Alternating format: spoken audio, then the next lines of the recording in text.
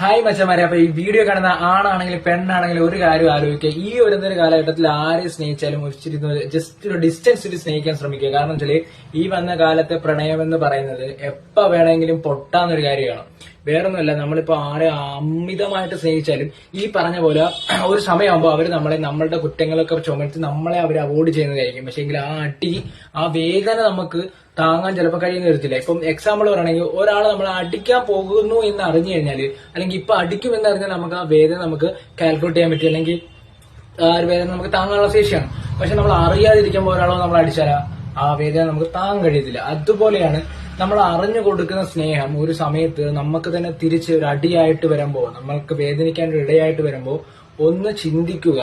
ആ അടിയിലുണ്ടാവുന്ന വേദന താങ്ങാൻ കഴിയാത്ത ഒരു സിറ്റുവേഷൻ നമുക്ക് ഫേസ് ചെയ്യാൻ പറ്റത്തില്ല എന്നൊരു തോന്നൽ ഉണ്ടെന്നുണ്ടെങ്കിൽ നമ്മൾ ആരെ സ്നേഹിച്ചാലും ഒന്ന് ഗ്യാപ്പ് ഇട്ട് സ്നേഹിക്കുക. അതല്ലെങ്കിൽ കിട്ടാൻ പോകുന്ന അടിയുടെ വേദന താങ്ങാൻ പറ്റത്തില്ല.